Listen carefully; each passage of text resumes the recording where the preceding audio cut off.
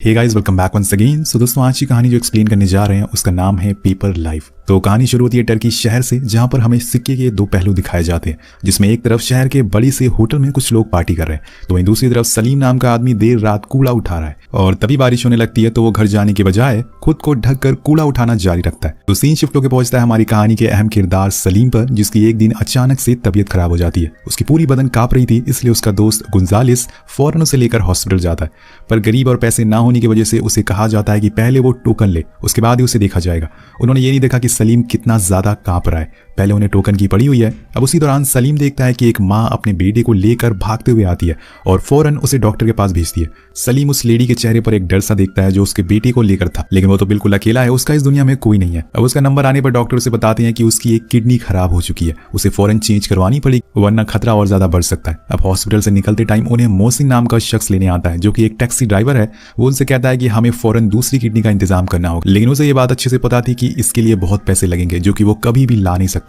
लेकिन वो बस सलीम का दिल रखने के लिए ऐसा बोल रहा था। इसके बाद वो उसे फौरन नहाने को कहता है, क्योंकि उसमें से उसे बहुत बदबू आ रही थी। अब उसकी ये बात सुन के वो दोनों हंसने लगते हैं, जिससे सलीम थोड़ा अच्छा फील करता है और उसका फेवरेट गाना बजाता है। वहीं सुनते सुनते सलीम अपने छोटे से घर में पहुंच जाता है, जहां पे उसकी ही तरह वो घर भी चारों तरफ से गरीब था, लेकिन उसे इन सब से कुछ फर्क नहीं पड़ता। सलीम उस रात खुद को संभालता है और भरोसा दिलाता है कि सब कुछ ठीक हो जाएगा, उसे अभी और जीना है। इसके बाद वो ड्रॉर से एक बहुत ही पुरानी तस्वीर निकालता है, जिसे वो सीने से लगाकर सो जाता है। अब इस तस्वीर में कौन है ये आपको आगे पता चलेगा। अब अगली सुबह सलीम सब कुछ अच्छा करने का सोचता है, लेकिन उसकी हर बार की आदतें उसे कुछ भी सही नहीं करवाती। सब कुछ गड़बड़ हो जाती है और उसे बहुत ही गुस्सा भी आता है, लेकिन वो फिर भी अपने काम पर जाने के लिए निकल जाता है। अब बीच रास्ते में उसे अपने पास वाले लोग भी मिलते हैं, जो उसकी बहुत ही इज्जत करते हैं, क्योंकि वो दिल का एक अच्छा इंसान है। कुछ दूरी पर उसे बच्चों का ग्रुप मिलता है, जो उसे पैसे मांगते हैं, पर वो नहीं देता, क्योंकि उसे अच्छे से पता था कि ये उन पैसों से नशा करेंगे। अब सलीम अपने मोहल्ले वालों की बहुत मदद करता है, वो उनकी सारी तकलीफों को दूर करने की पूरी कोशिश करता है, और खासकर वहाँ के अनाथ बच्चों की। वो उन्हें अपने शॉप पर काम देता है, हालांकि उसकी कूड़े की दुकान है, लेकिन वो उन्हें वही काम करने को कहता है। सलीम को माँ बाप ना होने का एहसास अच्छे से पता है, इसलिए वो उनके हिस्से के पैसे हर रोज बराबरी से देता है। लेकिन जब सबकी छुट्टी होती है तो वो खुद अकेले काम पर जाता है। वो उस दिन के पैसे को बरसों से इकट्ठा कर रहा है, और ये बात किसी को पता नहीं है। तभी उसके पास गुंजालिस आता है और उसे बताता है कि डॉक्टर ने कहा है कि उसे ज्यादा चलना नहीं है, वो जितना हो सके बैठ कर काम करे। पर सलीम कहता है कि उसे मौत से डर नहीं लगता, अगर उसे मरना ही होगा तो वो मर ही जाएगा, लेकिन उससे पहले उसे अपने कुछ सपनों को पूरा करना है। जैसे कि उसे पहले तो अपनी माँ को ढूंढना है, और दूसरी उसे एक बार कार चलानी है। उसकी ये बातें सुनकर गुंजालिस हंसने लगता है और उसका मजाक उड़ाते हुए बाहर चला जाता है। लेकिन उसके जाने के बाद सलीम सच में सोच में पड़ जाता है कि कहीं वो ये सब चीजें पूरी करने से पहले ही तो नहीं मर जाएगा। अब हर रोज की तरह जब गुंजालिस कूड़ा उठाने जाता है, तो वहां उसे कुछ लड़के मिल जाते हैं जो उसी की तरह वहां काम करते हैं, लेकिन सलीम उनसे ज्यादा कमाता है, और यही वजह है कि वो गुंजालिस का पीछा करने लगते हैं और सही मौका देखकर उसे मारने का भी सोचते हैं। लेकिन वो लोग ऐसा कर नहीं पाते और गुंजालिस सलीम के पास पहुंच जाता है। अब इन सब चीजों की इन्हें कुछ ज्यादा फर्क नहीं पड़ता, क्योंकि ये सब इनके साथ हर रोज होता रहता है।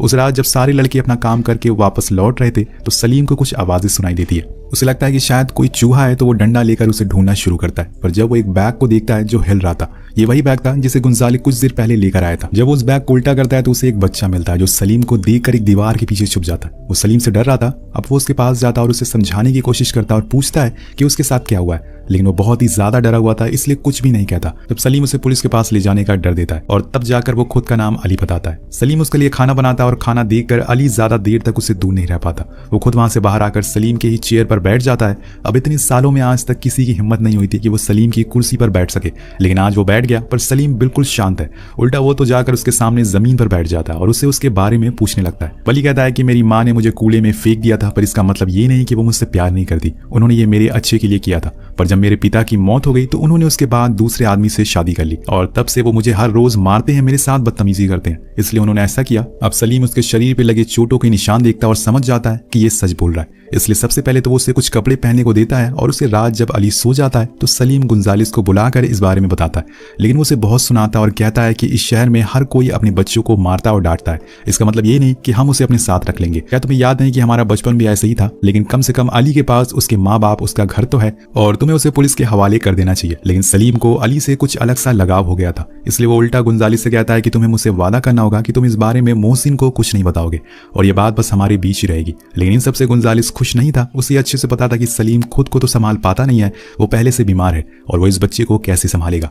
अगले दिन सलीम अली के लिए कुछ कपड़े खरीदने जाता है और उसी दौरान उसे एक औरत दिखती है। ये वही थी जो अपने बेटी को लेकर उस दिन हॉस्पिटल आई थी। अब सलीम उसे उसके बेटे के बारे में पूछता है, लेकिन वो बिना कुछ जवाब दिए वहां से चली जाती है, जो सलीम को थोड़ा अजीब लगता है और वो अली के कपड़े लेकर घर आ जाता है। जिसके बाद वो और उसके कई दोस्त नहाने जाते हैं, जहाँ पे सलीम अली को नहला रहा होता है और इसी दौरान उसके पीठ पर चोटों के निशान दिखते हैं, जो शायद उसके पिता ने दिए हों, पर वो उसके बारे में कुछ नहीं पूछता। अब वहां पर सलीम के सारे दोस्त और लड़के वहां पर डांस करने लगते हैं और खेलने लगते हैं, जिसे अली को बहुत अच्छा लगता है और ये देखकर सलीम भी बहुत खुश होता है। वो उससे वादा करता है कि वो उसे कुछ ही दिनों बाद समुद्र दिखाने ले जाएगा और उसे तैरना भी सिखाएगा। जिसके बाद वो उसे खाना खिलाने के लिए ले जाता है, जहाँ पे वो उसे बताता है कि आज तुम्हें पता है मेरे दोस्त गुंजालिस का जन्मदिन है, तो आज हम केक काटेंगे।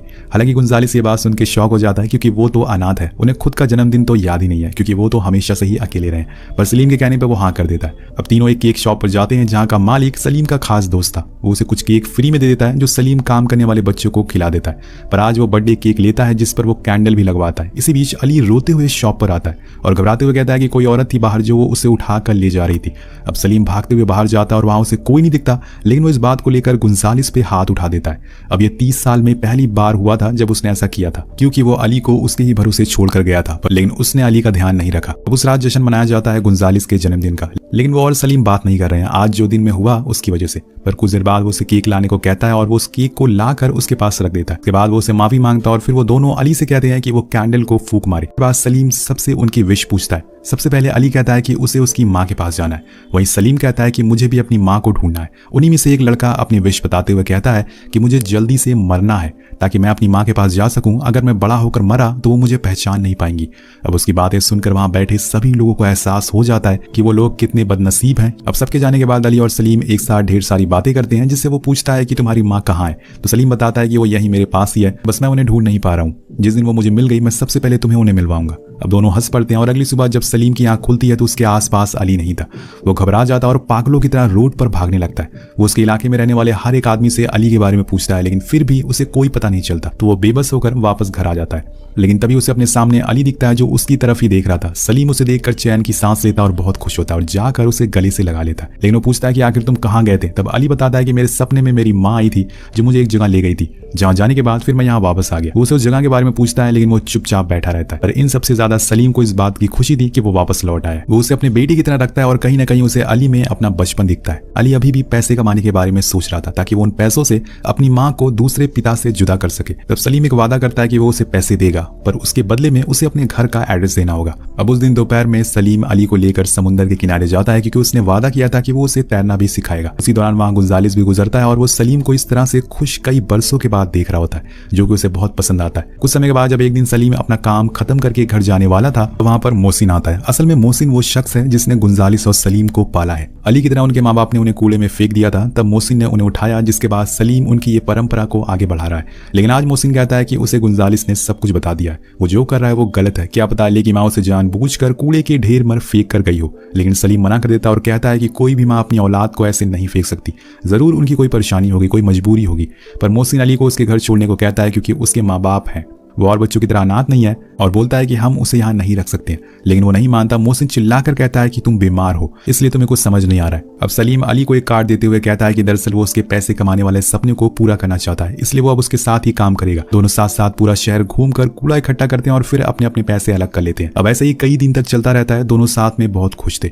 अब एक दिन सलीम अपनी वही फोटो दोबारा देखता है जो उसने कहानी की शुरुआत में देखी थी, और पास बैठे अली को अपने बचपन का खिलौना भी गिफ्ट करता है जो उसकी माँ की आखिरी निशानी थी। जिसके बाद वो अपनी दुकान आ जाता है कुछ हिसाब करने के लिए।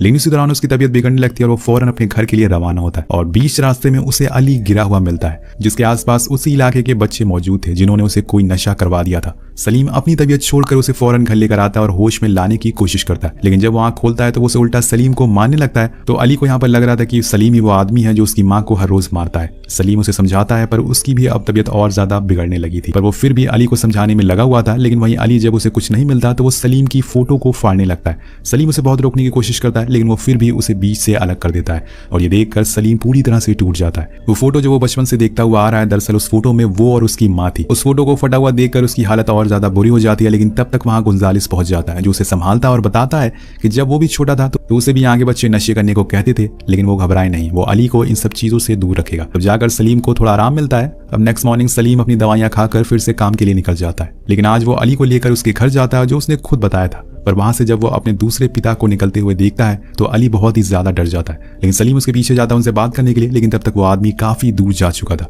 और जब वो वापस आता है तो देखता है कि अली कचरे के ढेर में पड़ा हुआ है।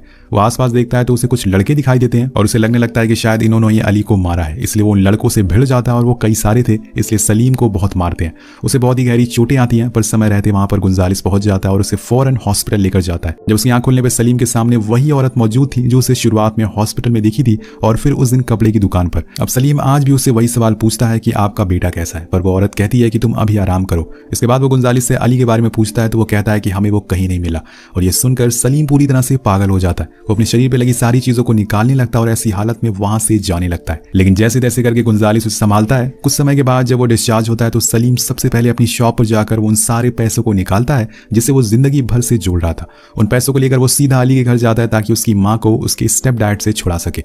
लेकिन तभी वहां मोहसिन आ जाता है जो उसे उन पैसों को रखने को कहता है क्योंकि ये उसके काम आएंगे। लेकिन सलीम नहीं मानता, वो चलने तक की हालत में नहीं था, लेकिन वो बस अली के लिए सब करना चाहता था। अब मोहसिन भी आखिरकार उसके सामने मजबूर हो जाता है, इसलिए उसे जाने को कह देता है। अब सलीम सीधा अली के घर पहुंचता है, लेकिन गेट खोलने पर उसे वहां एक बूढ़ी औरत दिखाई देती है जिसे वो सारे पैसे दिखाते हुए कहता है कि मैं अब पैसे ले आया हूं, अब आप मेरे साथ चलो। लेकिन तभी वहां उनके पति आ जाते हैं जो गेट बंद कर देते हैं और उसके पैसों को भी फेंक देते हैं। पर सलीम चाकू दिखाते हुए अंदर घुस जाता है और चिल्लाते हुए कहता है कि मुझे अली चाहिए, कहाँ है वो? मैं जानता हूं कि आप लोगों ने उसे बहुत मारा है। लेकिन वो बूढ़ी औरत कहती है कि इस नाम का लड़का यहाँ सालों पहले रहा करता था, पर अब वो यहाँ नहीं रहता। तब सलीम एक कमरे का गेट खोलता है और उसी दौरान वो औरत उसे सलीम अली कहकर पुकारती है और एक ही झटके में उसे सब कुछ याद आने लगता है जो उसके बचपन में उसके डैड किया करते थे। दरअसल दोस्तों ये पूरी कहानी एक हेलुसिनेशन पर बनी है।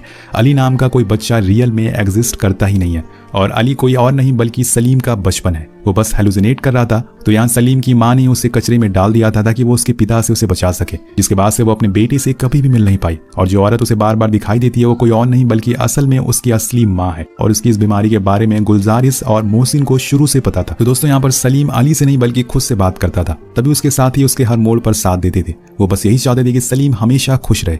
इतना सब होने के बाद सलीम घर के बाहर आता है तो उसकी तबीयत और ज्यादा बद से बदतर होने लगती है। वो एक कचरे के ढेर के पास बैठ जाता है और उसी फोटो को देखता है और बारिश के बहते हुए पानी में वो तस्वीर भी उसकी माँ की तरह ही बहते बहते गुम हो जाती है। आखिर में हमें वो सारे पल दिखाए जाते हैं जो सलीम ने अली के साथ गुजारे थे, जिसमें वो बहुत ही ज्यादा खुश था। लेकिन उसमें अली नहीं था बल्कि सिर्फ सलीम था। तो यह अनोखी कहानी आपको कैसी लगी नीचे कमेंट करके जरूर बताएगा। इस वीडियो पे एम करते हैं 350 कमेंट का, कमेंट जरूर करिएगा। मिलता है आपसे वीडियो में। Thank you so much watching, peace out.